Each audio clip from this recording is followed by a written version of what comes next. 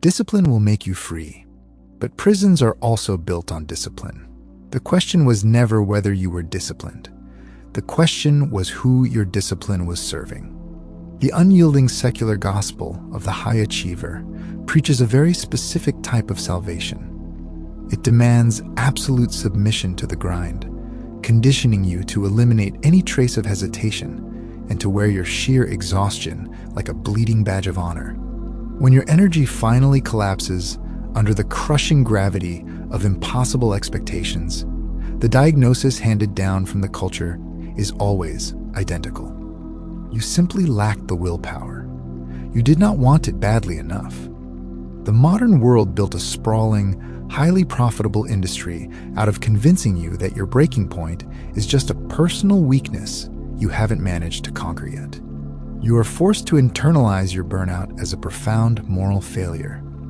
You sit in the dark, feeling a sickening guilt over your own empty reserves, entirely convinced that if you were just a little stronger, a fraction more stoic, the suffocating pressure of your existence would suddenly evaporate. They feed you quotes from dead emperors and billionaires, twisting ancient philosophies into modern whips to keep you running on the treadmill. A society that demands endless resilience never has to answer for the toxic environments that require so much brutal surviving in the first place. It is a terrifying, masterful sleight of hand. They hand you a shovel, tell you to dig your own grave, and then praise your incredible work ethic while the dirt rapidly piles up around your waist. You keep digging, terrified that stopping makes you a coward, completely oblivious to the reality that you are burying yourself alive to build an empire that will replace you the second your heart stops beating. Notice what they never ask. They never ask what you are building toward. They never ask if the structure you are killing yourself to construct will still carry your name when it is finished. The metrics of your supposed progress are measured entirely in what you have sacrificed, never in what you have gained. Your resume becomes a monument to everything you surrendered. Your productivity score is really just a careful inventory of the pieces of yourself you fed into a machine that does not know your name. The grind culture does not want a complete human being. It wants a highly optimized fragment. It wants the part of you that can sit in a chair for 14 hours, absorb rejection without flinching, and still send a professional email at midnight. It has no use for the part of you that needs silence, or beauty, or the slow, useless pleasure of a conversation that goes nowhere. That part is a liability. That part slows the quarterly numbers. That part is precisely the part they have spent decades teaching you to be ashamed of. Before the marble statues and the Stoic legends were carved into history, there was the rot. Rome did not fall gracefully into a gentle decline. It choked on its own infected blood. The sickness crept across the empire faster than a galloping horse, an invisible slaughter that emptied entire cities before the generals even knew they were under attack. Men did not die with dignity on a battlefield. They dissolved in their own beds, coughing up black bile while their skin blistered into unrecognizable landscapes of agony. The Antonine Plague was not a tragedy to be mourned. It was an extermination event. The capital transformed into a sprawling, open-air charnel house. The air grew thick with the permanent, suffocating stench of burning flesh, because there was no longer enough consecrated ground left to bury the dead. Carts rolled through the ancient streets from dusk until dawn, piled high with the rotting corpses of aristocrats and beggars alike. The disease was completely blind to the myth of Roman supremacy. It tore through the slums and the Senate with the same terrifying indifference, leaving nothing but silence and ash in its wake. The empire's treasury bled out trying to contain a nightmare that possessed no physical shape. Marcus Aurelius watched the invincible Roman war machine shatter in real time. Entire legions vanished into the mud, eradicated by a fever they could not stab or conquer. When the military ran out of gold to fund the desperate border wars, the emperor did not draft new economic policies or hide behind bureaucratic delays. He ordered the imperial palace stripped bare. He dragged the golden statues, the silk robes, and the inherited jewels of his own wife into the public square. He auctioned them off to the highest bidder on the blood-stained streets just to buy enough iron to keep the barbarians from slaughtering whatever was left of his dying civilization. Understand the specific humiliation embedded in that act. This was not a symbolic sacrifice. This was a man dismantling the physical evidence of his own power to fund a war he was not certain he could win. Every golden object hauled out of that palace was a visible, public admission that the invincible machinery of Rome was running out of fuel. He stood in that square and watched strangers bid on his wife's jewelry. And then he turned around and walked back into an empty palace to continue governing an empire that was hemorrhaging from every border simultaneously. He was ruling a graveyard. Every morning brought a new casualty report, a new province gone entirely dark, a new trusted commander dead in his tent. The sheer scale of the horror would have shattered the mind of a lesser creature. The world was actively burning down around him. The infrastructure of humanity was collapsing, and the universe demanded he sit on the throne and manage the ashes. What the historians celebrate as his stoic composure was, in reality, something far darker and more instructive. It was not the peace of a man who had mastered his circumstances. It was the controlled movement of a man who had accepted that he would never escape them. He was not calm, he was trapped, and he had decided, in the absolute absence of any better option, to be useful inside the trap. The horror did not stay in the slums. It crawled past the heavily armed Praetorian guards and slipped quietly into the royal nursery. History loves to paint emperors as untouchable deities hovering above the misery of the common peasant, but the contagion possessed a viciously egalitarian appetite. There was a sudden, terrifying fever spiking in the middle of the night, a frantic rushing of helpless physicians, then a sickening silence. Marcus Aurelius did not just lose an heir. He was trapped in a recurring loop of intimate tragedy, forced to stand over the fresh graves of 8 of his own sons and daughters. Feel the sheer, suffocating violence of that repetition. A father watching his family systematically erased year after year, burying the people he loved most while wearing the heavy, indifferent mask of a ruler. There was absolutely no time to collapse. He could not lock the doors and scream into the dark. The machinery of Rome did not care about his hollow chest. The moment the dirt covered a small coffin, a messenger would arrive demanding his immediate attention on a collapsing border or a starving province. The cosmos violently denied him the fundamental right to grieve. Consider what that does to a mind over years. Grief that cannot be discharged does not disappear. It calcifies. It hardens into a permanent internal weight that you carry forward into every decision, every interaction, every carefully worded entry in a private journal. The medical term is complicated grief. The ancient world had no term for it at all. They simply watched their emperor grow thinner and quieter and more deliberate in his movements, and they called it wisdom. The cruelty of his reality was still not satisfied. While Marcus lay shivering in a military tent, coughing and widely rumored to be dying from the exact same plague ravaging his people, his closest ally drove a blade into his back. General Avidius Cassius, a commander he trusted with his life, declared himself emperor and ignited a rebellion in the eastern provinces. Marcus did not explode into a legendary burst of imperial rage. He absorbed the betrayal with the quiet, crushing despair of a man realizing there was no safe harbor left on earth. He dragged his sick, exhausted bones out of a deathbed to prepare for a bloody civil war against a man he considered a brother. And then Cassius was murdered by his own soldiers before the civil war could fully ignite. Marcus received the severed head of the man who had betrayed him, and he refused to look at it. He ordered it buried.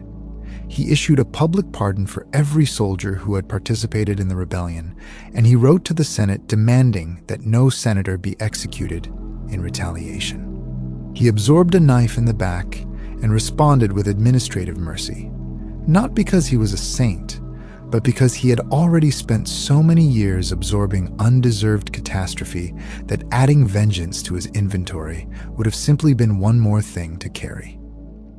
He spent the final decade of his life completely exiled from the golden warmth of Rome. He lived in freezing, muddy military camps along the Danube, sharing his nights with the screams of amputated soldiers and the suffocating smell of gangrene. When the sun finally sank behind the black forests and the brutal noise of the camp died down, he did not sleep. He sat shivering in a damp tent, pulled a piece of blank parchment toward him, and dipped his pen into the ink.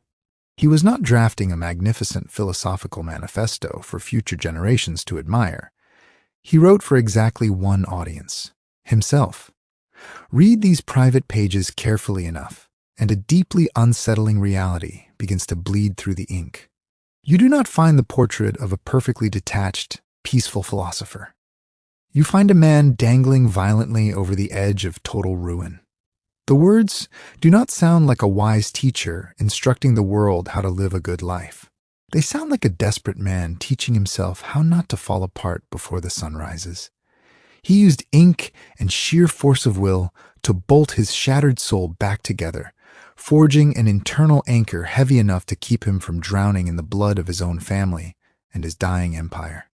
Read the actual text. He tells himself, repeatedly, to stop chasing what he cannot control, not because he has achieved indifference to it, but because he keeps chasing it. He tells himself that other men's cruelty is not his burden, not because he has stopped being wounded by it, but because the wounds keep coming. The meditations are not the serene output of a man who has found peace. They are emergency instructions written by a man to himself, in the dark, on the edge of psychological collapse, trying to survive until morning. The human mind possesses a terrifying instinct when pushed into a corner. When the agony becomes absolute, and the suffering cannot be escaped or fought off, the brain stops trying to run away. It quietly alters the definition of the pain itself. It stops calling the endless misery suffering and starts calling it purpose. If you must bleed every single day without a single moment of relief, your mind sanitizes the blood, whispering that the scar tissue is proof of your spiritual superiority. Marcus Aurelius mastered this dark internal alchemy. He did not eliminate his suffering or achieve some magical state of peace. He institutionalized his trauma, turning his own mind into a fortress where joy was willingly slaughtered just to maintain the rigid, inescapable structure of duty. This is the part they never tell you. Every philosopher who achieved legendary composure under catastrophic pressure paid a price that does not appear in any inspirational quote. The composure was not free. The serenity was not natural. It was constructed out of extraordinary personal loss, and the construction process destroyed enormous portions of the man doing the building. What survived was functional. What survived was capable of governing. But it is not clear, reading the actual evidence, that what survived was entirely happy to be alive. Modern society stripped the context away from this dark survival mechanism and mastered something infinitely more sinister. The machine learned how to package a desperate existential coping strategy and sell it back to you as elite productivity. Our cultural landscape actively worships the broken individual, demanding that you admire the sheer volume of punishment a person can take. We do not elevate people because they are genuinely fulfilled or vibrant. We applaud them exclusively because they possess the terrifying capacity to absorb an immense amount of damage without making a sound. You cheer for the professional running on sheer adrenaline and the entrepreneur who hasn't slept in 3 days, entirely blind to the reality that you are applauding an engine actively burning itself alive. The system thrives on this specific breed of quiet self-destruction. It aggressively feeds you isolated quotes from a traumatized Roman emperor to keep you marching on a sterile treadmill, weaponizing ancient desperation to convince you that sacrificing your sanity for a quarterly profit margin is a noble pursuit. The modern economy relies on your willingness to confuse corporate exploitation with personal virtue. Here is the anatomy of the trick. They take a man who had no choice, a man who endured because the alternative was the collapse of civilization itself, and they hand you his survival manual as if it were a lifestyle choice. They take the emergency instructions of a man who was already trapped and dying, and they present them to you as a morning routine. They extract the output of an anguish you have not experienced, sever it completely from the anguish that produced it, and sell it to you in a $40 paperback. Marcus Aurelius did not wake up every morning and choose the grind. He woke up every morning already inside a catastrophe he could not exit. The discipline was not aspirational. It was the minimum viable response to a situation with no escape. You are not in that situation. You have exits. You have options he was never permitted.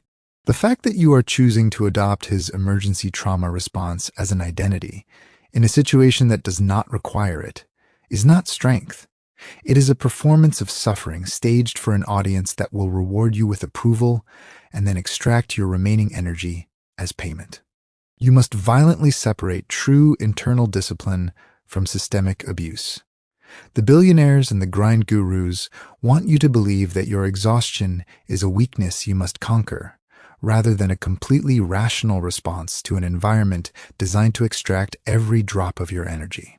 Question the artificial metrics you are killing yourself to hit, and ask yourself with absolute clarity who exactly profits from your endless resilience. Refuse the demand to become highly useful at the cost of becoming completely dead inside. Marcus Aurelius died on March 17th in the year 180 in a military camp on the Danube frontier. He was 58 years old. He had been emperor for 19 years. He died not in Rome, not in a palace, not surrounded by his family, but in a tent, in a foreign winter, still managing a war that had consumed the final decade of his reign. Historians call his era the end of the Pax Romana, the long Roman peace. They mean it as a description of geopolitical transition. But there is another way to read it. The peace ended when the man maintaining it ran out of time. The entire extended architecture of Aurelius's composure, the journaling, the ritual self-correction, the institutionalized grief, the relentless duty, was not sustainable indefinitely. It lasted exactly as long as the body carrying it lasted. When the body stopped, the peace stopped with it. His son Commodus inherited the throne. Commodus, who had survived the plague that killed his siblings, who had grown up watching his father disappear into military campaigns for years at a time, who had observed from childhood that duty consumed the people who practiced it. Commodus dismantled within months what his father had spent 19 years constructing. Not because he was simply weak or corrupt, though the historical record suggests both, but because the model Marcus had lived was not transferable. It required the specific, catastrophic internal conditions that had forged it. It could not be passed down like an inheritance. It could only be earned through the same destruction that had built it. This is the inheritance nobody talks about. The man who masters suffering at the cost of his own wholeness does not produce whole children. He produces children who watch their father disappear. He produces heirs who inherited the empire, but not the method, the power, but not the discipline, the throne, but none of the terrible alchemy that made the throne bearable. The sacrifice consumed not just Marcus, but everything he was trying to protect. Build your discipline. You will absolutely need it to survive the sheer, unpredictable violence of this existence. But stop treating your capacity to endure endless misery as some kind of elevated spiritual virtue. Marcus Aurelius burned his own soul to ash to keep the greatest civilization in human history from collapsing into dust. He paid the ultimate psychological price to save an entire world. And in the end, the world he saved lasted exactly 1 generation past his death before his own son unraveled it. Measure the artificial deadlines you are currently killing yourself to meet. Weigh the demands of the institutions actively extracting your waking hours. Ask yourself, What magnificent, crumbling empire you are supposedly bleeding to save. Ask yourself what your children will inherit, not your assets, not your accomplishments listed in whatever document survives you. Ask what they will learn about existence from watching you live. Ask whether the model you are performing for them teaches them that life is a thing to be endured or a thing to be inhabited. If you are sacrificing your basic human joy just to protect a profit margin or satisfy a system that will seamlessly replace you before your body is even cold, you have entirely misunderstood the philosophy. Marcus Aurelius did not want to become what he became. He wrote about it, privately, in the dark, for years. He wrote about wanting rest, about wanting the noise to stop, about wanting to simply exist without the weight of the world pressing down on every hour. He was not a man who had transcended the desire for peace. He was a man who had surrendered it permanently because the circumstances gave him no alternative. You still have the alternative. Use it before you don't. You are not a Stoic philosopher king mastering the universe. You are a human being with a finite number of mornings. Spend them accordingly.